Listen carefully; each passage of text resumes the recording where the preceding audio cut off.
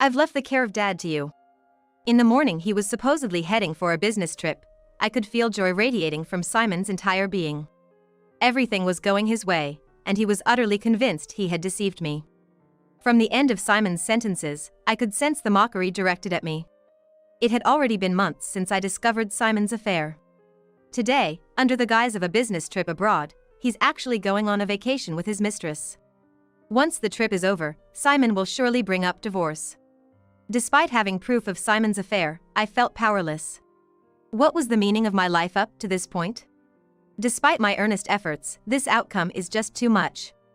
I was troubled, but on the night Simon left for his trip, my father-in-law seemed to have made up his mind and told me, "We're selling the house immediately." My father-in-law's suggestion was too abrupt, leaving me unable to hide my confusion. "What do you mean?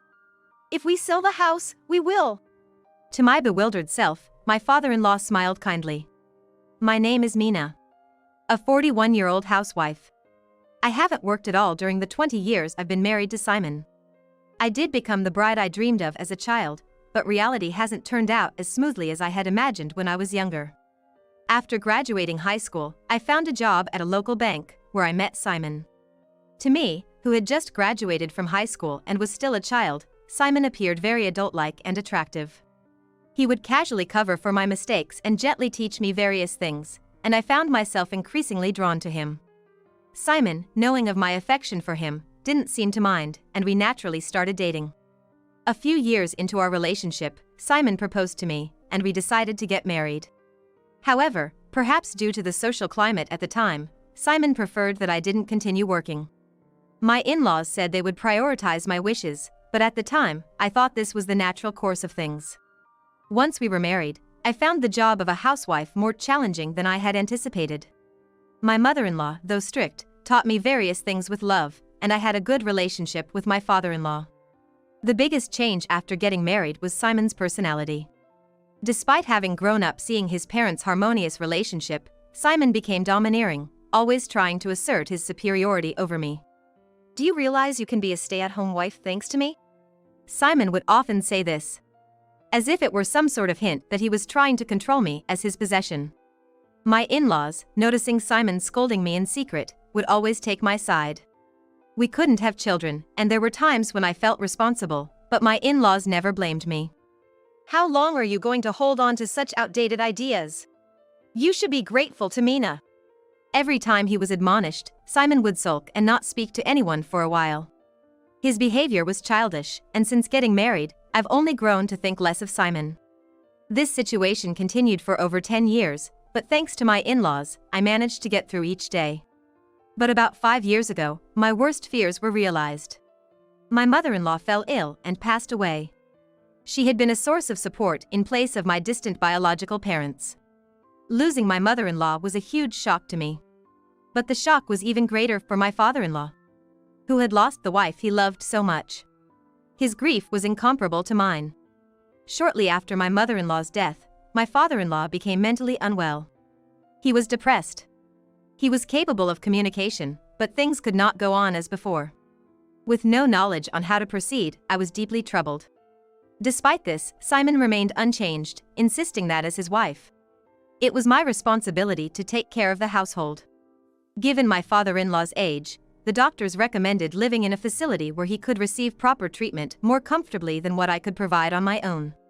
However, I was reluctant to send my grieving father-in-law to a facility. I thought Simon would surely help with his own father's care. So, I decided to take care of my father-in-law at home. At first, being overwhelmed by the term depression, I handled my father-in-law as if he were fragile. He sometimes seems to forget even eating or sleeping while lost in thought, but my father-in-law's treatment towards me didn't change particularly. He continued to care for me as before, often expressing his gratitude. I could feel that his emotions had become less vibrant than before, but his feelings for me were clearly conveyed. Instead of supporting such a father-in-law, Simon began to spew terrible words at him. "Mom's gone, and you become completely useless. Don't you feel ashamed of yourself for that?" Despite not helping at all with his father's treatment, Simon treated him as if he were incompetent and seemed to enjoy it. Was this his way of taking revenge for all the nagging he had received before? Simon's childish behavior and words were disheartening. But even when I warned him to stop the verbal abuse towards my father-in-law, he would only get angrier, telling me to shut up. My father-in-law, concerned about me, seemed never to have a moment's peace. I can't replace his wife, but now, I'm all he has. Feeling disheartened, I steeled myself, deciding to persevere until my father-in-law's condition fully recovered. While I was dedicating my efforts to caring for my father-in-law, Simon was thoroughly enjoying himself. Now that the nagging from his parents was gone, nobody was there to reprimand him. He started coming home later, claiming overtime on weekdays, seemingly forgetting all about his father. Could he really think he's fooling me with such flimsy lies? My father-in-law seemed concerned about Simon's behavior but couldn't confront him due to his illness. However, suddenly, Simon claimed he had something to discuss with my father-in-law and me. I've been having to work late more often, and there are days I can't come home. I've left Dad all to you. Simon strung together a transparently false narrative, glancing back and forth between us. I'm worried about leaving the two of you in this old house. So, I'm thinking of rebuilding the house. Simon's sudden proposal left my father-in-law and me in shock. However, I knew that if I opposed this idea, Simon wouldn't stop. There's money left by Mom, right? Let's use that to build a house for us. It's for everyone to live safely and happily. Desperately convincing my father-in-law, who was dulled by his illness, Simon successfully managed to use the money left by my mother-in-law and my father-in-law's savings. Something felt off. I couldn't help but think so. He hadn't cared about my father-in-law and me before, so why suddenly want to rebuild the house because he's worried about us? There must be an ulterior motive behind Simon's plan. My father-in-law agreed to build the house because Simon said he was worried about Mina. Feeling sorry for my father-in-law, I decided to uncover whatever Simon was hiding. Soon after, our house was demolished to be rebuilt. Now, we live in a temporary place that Simon rented nearby. Even with the change of residence, Simon's overtime continued, and he came home even less frequently than before. My father-in-law's condition remained the same, but it seemed to be improving slightly. At least, he had recovered enough that I could leave him alone for short periods with peace of mind. One night, after making sure my father-in-law had fallen asleep, I left the house. I was going to check on Simon's overtime. Arriving at Simon's company, I checked the time on my watch. It was 9:15 p.m. Just as I suspected, looking from the outside, all the lights in the company were off. There's no way he could be working overtime under these circumstances. Could today have been an exception, and he managed to come home early? If so, by the time I get back home, Simon should be there too. Convinced that it couldn't be, I hurried back home. Upon returning, as expected, Simon was nowhere to be found. The next morning, around 8 a.m., I received a message from Simon as usual. I stayed at the company last night, so I'll go straight to work without coming home. It's a lie. If I had visited the office yesterday and he was already asleep by then, that would be odd. If work ended at such an hour, he should be able to come home. There's only one answer these circumstances point to. Simon is having an affair. No matter how much I try to think positively, it's too suspicious. I hardly have any affection left for Simon. Knowing about the affair, strangely, the shock is small. But I can't stand being exploited. Dumping the care of his father on me, and brazenly saying he's rebuilding the house for Mina's sake, I can't stand his audacity. It's just like Simon. He probably plans to rebuild the house with his parents' money and live there with his lover. Once the house is rebuilt, it's almost certain he'll try to get rid of me and his father. He undoubtedly doesn't realize I'm onto the affair, and I wonder if he plans to cite our differences as a reason for divorce. He's probably planning to strip money from his father and put him in a cheap facility. I'm not sure when the affair started, but it's probably been a long time. The fact he's thinking about living together after building a new house says a lot. This is just my hunch, but I'm pretty sure I'm right. My gut is telling me so. But confronting Simon now would just lead him to wiggle his way out. To tie everything together, I need to gather evidence without him noticing. Convinced of Simon's infidelity, I started an investigation. Simon usually finishes work at 6 p.m. Claiming I forgot to buy something for his father, I left the house. Preparing for the investigation, I also made preparations for his father's sake. If he were to leave the house, anything could happen. So, I installed a sensor at the entrance that would alert my smartphone if he tried to leave. I've hidden anything dangerous in the house from his father's sight, so he shouldn't be in any danger. Though I can't leave the house for long, it's better than taking no precautions at all. I hurried to Simon's office and waited in hiding for him to come out. At 6:10 p.m. As people began to trickle out of the entrance, Simon appeared. So much for working late. He's among the first to leave the office. Simon, without a care for his surroundings, hurried toward the direction of the station. I adjusted my hat to cover my face more and followed him. Arriving at the station, it was disappointingly easy to catch Simon in the act. He headed straight for a woman dressed in a flashy coat, probably having arranged to meet her there. She seemed much younger than us, likely in her early 20s. I don't know where he met such a young woman, but it's pathetic of Simon to be infatuated with her. Noticing Simon approaching, the woman waved and jumped into his arms. This confirmed it. I quickly launched the camera app on my smartphone and captured the moment. The thought of following them further made me nauseous, but I continued. Laughably predictable, they entered a hotel hand in hand. Suppressing my discomfort, I captured the scene again with my smartphone. This should be enough evidence. No matter how Simon tries to act from here on out, these photos will be my trump card. I rushed back home to the waiting presence of his father and we had dinner as if nothing happened. No matter how things turn out, Simon and I are headed for divorce. What will become of his father then?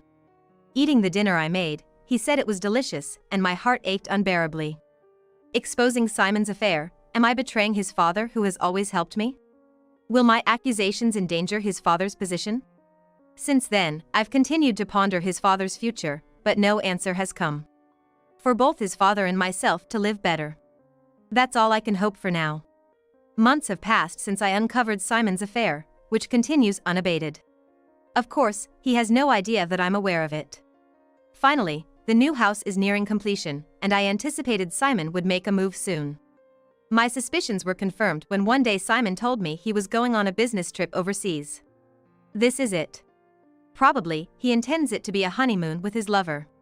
Lying about a business trip, proposing on this trip as a substitute for a honeymoon, and starting a new life in the newly built house.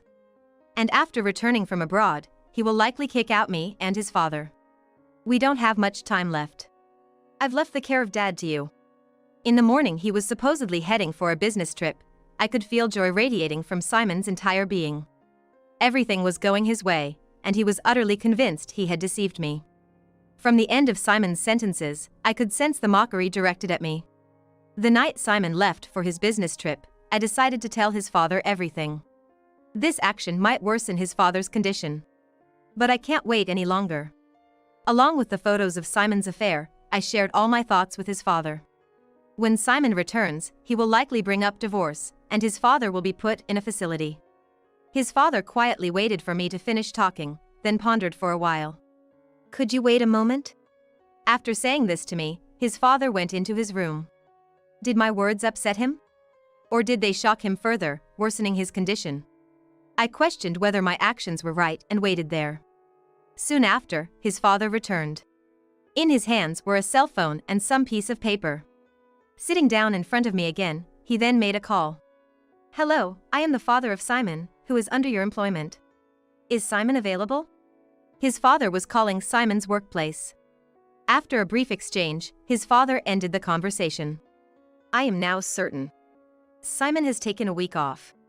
It's not a business trip. Putting down the phone, his father sighed deeply and apologized to me. I never doubted you, Mina. But for what I'm about to do, I need to be sure. I'm truly sorry for what my son has caused. His father apologized repeatedly. Then, he took out a thick envelope filled with documents from a shelf in the living room. It was the envelope containing the contract documents for the new house. We're selling the house immediately. His father muttered while looking at the contract for the new house inside the envelope. It was more like he was convincing himself rather than telling me. It took me a moment to grasp the meaning of his words. Something I had never imagined was about to happen. I could only nod, accepting his father's resolve. In a heavy atmosphere, his father began to explain. A week passed, and Simon returned home. Maintaining the pretense of having gone for work, he exaggerated his fatigue. Surely, he was smug inside, believing he had deceived us. But we were on the same page. Simon believed he was close to moving into the new house and was waiting for the right moment to bring up divorce. He didn't say anything that day, but the next day, after the usual time he returns from work had passed, he came home and started the conversation. Putting on a grave face and sighing repeatedly, he began. I've been thinking for a while, and with trips like this one, it looks like they're going to increase. Just as expected, he intended to use work as a reason for divorce. It's going to be just you taking care of Dad from now on. With all the overtime and us growing apart, it's like we're not even a couple anymore. I think it's best for both of us to get a divorce. Eager to start a new life with his lover, Simon was quick to conclude. I covered my mouth in exaggerated shock, pretending to ponder for a while. After giving it enough time, I finally spoke up. What does your dad say? I haven't told Dad yet, but I plan to manage with a visiting helper. Continuing to play the shocked wife, I accepted Simon's proposal, saying, if this is for the best for both of us.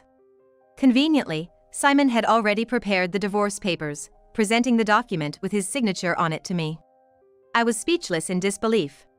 Tears nearly spilled for a different reason as I signed the divorce papers. I'll submit this tomorrow. Simon nodded contentedly upon receiving the divorce papers, unaware of the worst scenario about to unfold for him. You can stay here a bit longer until you're ready to leave. I'll talk to Dad. Thus, as my father-in-law and I had anticipated, the divorce with Simon was settled. A few days later, Dad! Simon returned home with a pale face after checking on the new house. My house is gone! The house that was supposed to be finished is now just an empty lot. Hearing Simon's panicked voice, his father appeared from the back room. Is there a problem? I asked for it to be done. His father answered with a feigned innocent face. Hearing his father's words, Simon rushed to him, shaking him. Dad! What have you done? It's the illness. You're not in your right mind because of the illness, right? They'll rebuild it if we explain, won't they? Trying to calm himself down, Simon muttered to himself with a pale face. There's no need for that. That house was built by me, and I did it all on my own decision. Now that you and Mina are divorced, we don't need that house, do we? His father remained nonchalant, throwing these words at Simon. Simon, in disbelief, muttered it's a lie, frantically pulling out his smartphone, unsure of what to do next. Then, Simon's phone rang. Sorry, there's a bit of trouble. You might be at the wrong place? Don't worry, I'm on my way. Simon hurriedly ended the call and dashed out of the house. My father-in-law and I exchanged glances and followed him. Simon was surely heading to where the new house had been. The moment of truth was approaching. When we arrived a bit after Simon, as expected, his lover was there. Hey, what's going on? Explain it to me in a way that I can understand. His lover, Anna, still in her flashy attire, was confronting Simon. Unaware of our arrival, Simon was desperately trying to pacify Anna. There's a deep reason for this. I'm not lying. Believe me. Simon pleaded desperately with a pathetic voice. Anna must have been told by Simon that he built the house for them. She felt deceived. After all, their relationship wasn't genuine, they were just using each other. Now that the supposed benefit of a new house for Anna was gone, this outcome was only natural. It was all a lie about the divorce too, right? Enough. Who would want to be with an old man like you? Anna slapped Simon's cheek, crying, and left with the sound of her heels clacking away. Anna! Simon tried to follow her, but stopped at his father's shout. Simon! Enough! His father's voice, rarely raised, echoed through the area. Simon turned back and collapsed on the spot.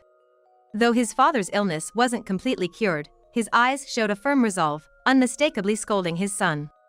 Simon, abandoned by his promised wife and having lost his father's trust, was finally hit by reality. Did Anna not love me? Was everything known to Dad and Mina? So the divorce was because of the affair. Where will I live if there's no house? Simon's inner turmoil seemed almost audible. Unable to stand up, he cried. His own questions stirring his mind further. His father looked at him with a cold gaze and said quietly, This is the result of your own actions. Accept it. With that, his father turned his back and began to walk away. Poor man. But it's what you deserve. After mocking your suffering father and me, who would help you now? Goodbye. Ignoring Simon's plea for help, I hurried to follow his father. Simon's cries lingered behind us. Weeks later, we received a call at my father-in-law's house. It was from a nearby hospital, saying Simon had been found in a local park and was admitted. Without a wallet, he had nothing to eat and was in a dangerous condition. A neighbor found him collapsed in the park and called an ambulance. It was fortunate he was found early. His father repeatedly apologized and expressed gratitude over the phone. Saying we needed to go to the hospital for paperwork, I offered to accompany him. His father said, "It's not your concern anymore, I'm sorry," but I felt guilty leaving it all to him. Upon arriving at the hospital and visiting Simon's room, we found him emaciated on the bed. His hair was disheveled, and his beard was overgrown. When he noticed us, he muttered something in a low voice, but we couldn't make it out. Causing trouble for others again. With these words from his father, Simon cried again. It seemed that, over these few weeks, he had finally come to terms with his situation. After a while, the attending physician came to the room, and my father-in-law and I were taken to another room. There, we were explained Simon's condition, the hospitalization procedures, and the plans for the future. It appeared that cold-induced debilitation and malnutrition were the main causes of his collapse, and he would be fine to be discharged in a few days. However, the recent shock had also caused significant emotional damage. Simon had developed the same depression as his father. From the state we had seen Simon in earlier, one could vaguely imagine, but the price Simon had to pay was too steep. Afterwards, his father returned to the room, talked with Simon briefly, then called me over. Shall we go home? I nodded silently, and we began our journey back. Seeing his son in such a pitiful state, his father seemed a bit depressed after returning home. Although we both knew we needed to discuss the future, understanding each other's feelings made it hard to broach the subject. Unable to stand the heavy atmosphere, I brewed some coffee and offered it to his father. Let's talk about the future after taking some rest, I said cheerfully while serving the coffee. Hearing this, his father thanked me lightly and nodded. We both had to endure such painful experiences. I truly resented Simon. The next day, having regained a bit of composure, my father-in-law and I needed to discuss what comes next anew. Regarding his father's health, it was improving more than I had expected. It's all thanks to you, his father said. While I could never replace his wife, it seems I was able to alleviate his loneliness somewhat. So, as Simon had planned, I'm thinking of moving into a facility. A very nice one, his father said with a smile, adding that at the end, he wanted a place where he could find companionship and conversation partners to spend his remaining years. When his father showed me the brochure, it was clear it was a very comfortable and impressive facility. Are you worried about the cost? His father seemed to read my mind, asking me this. Did you not wonder why the land sold so quickly after I said we were selling the house, turning into an empty lot? Indeed, that made sense. From the sale of the land to our old house becoming an empty lot, it happened in just a few days. Actually, a major supermarket chain had been wanting that land for a long time. Hearing this, I understood. The location was perfect for a store, bustling with people. It's understandable why they would pay a high price for that land. That's why it became an empty lot so quickly. With the sale of the land, his father had secured enough funds to comfortably live out his retirement. However, he had no intention of sharing that money with Simon. He committed an unforgivable betrayal against you, Mina. So, he must continue to work to pay for his sin while battling his illness. But, he won't be able to work for a while. His father then formally handed me a document. I've settled things with Simon. Consider this an alimony payment, please accept it. The document stated that his father would temporarily cover the alimony payments on behalf of Simon. Even so, this much. Seeing my troubled face, his father smiled. This is from your mother-in-law and me. It's the least we can do for all the help you've given us, please accept it. His father repeatedly emphasized how my support had contributed to his recovery from depression. I decided to graciously accept his father's sentiments. Simon has caused you unbearable pain, but you will always be like a daughter to me. If you ever need anything, don't hesitate to contact me. Thus, I left the place where I had lived with his father. Months later, I bought a spacious condo, large enough for me to live alone. With the money I received from his father.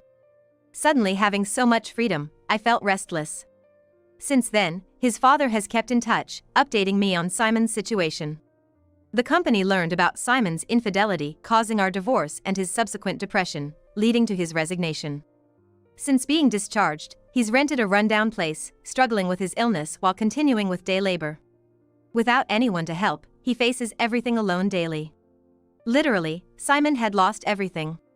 Considering the humiliation I endured, it felt like just deserts. He'll continue to work to pay alimony, bearing the guilt for life. On the other hand, his father's condition has further improved since then. Having companions around probably brightened his spirits. I've come to view Simon and his father separately, so this news was genuinely pleasing. Our relationship might seem a bit unusual to outsiders, but I plan to keep an eye on his father going forward. Having secured sufficient savings, I started focusing on my hobbies. The recipes I posted on social media, especially those old dishes taught by my mother-in-law that I've tweaked, gained popularity among many homemakers. This success led to the publication of several recipe books, enriching my life even more. I haven't felt lonely since the divorce, but recently, I've begun to feel more positive about love. I've started to feel attracted to a man who helped publish my recipe books. Of course, given my past, I'm being very cautious, but I think that's okay. There's no need to rush, I can move at my own pace. No matter the age, it's possible to start new things, even fall in love. Looking back, I often suppressed my feelings. Putting others first led me to neglect myself. I've decided to stop living that way and, from now on, live for myself above all.